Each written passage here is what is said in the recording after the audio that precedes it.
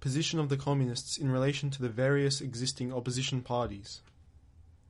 Section 2 has made it clear the relations of the Communists to the existing working class parties, such as the Chartists in England and the agrarian reformers in America. The Communists fight for the attainment of the immediate aims, for the enforcement of the momentary interests of the working class, but in the movement of the present they also represent and take care of the future of that movement.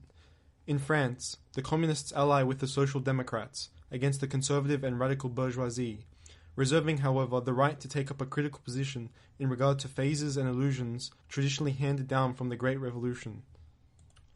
In Switzerland, they support the radicals, without losing sight of the fact that this party consists of antagonistic elements, partly of democratic socialists in the French sense, partly of radical bourgeois.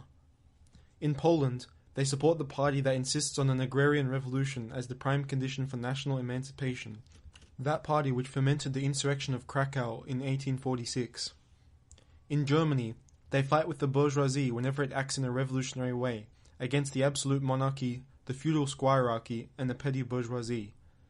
But they never cease, for a single instant, to instill into the working class the clearest possible recognition of the hostile antagonism between bourgeoisie and proletariat, in order that the German workers may straightway use, as so many weapons against the bourgeoisie, the social and political conditions that the bourgeoisie must necessarily introduce along with its supremacy, and in order that, after the fall of the reactionary classes in Germany, the fight against the bourgeoisie itself may immediately begin.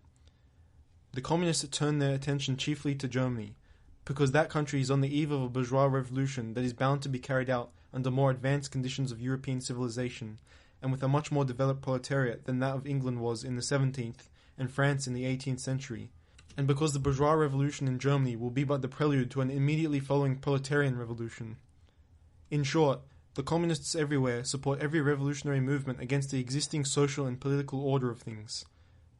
In all these movements, they bring to the front, as the leading question in each, the property question, no matter what its degree of development at the time. Finally, they labour everywhere for the union and agreement of the democratic parties of all countries. The Communists disdain to conceal their views and aims. They openly declare that their ends can be attained only by the forcible overthrow of all existing social conditions. Let the ruling classes tremble at a communistic revolution. The proletarians have nothing to lose but their chains. They have a world to win. Working men of all countries, unite.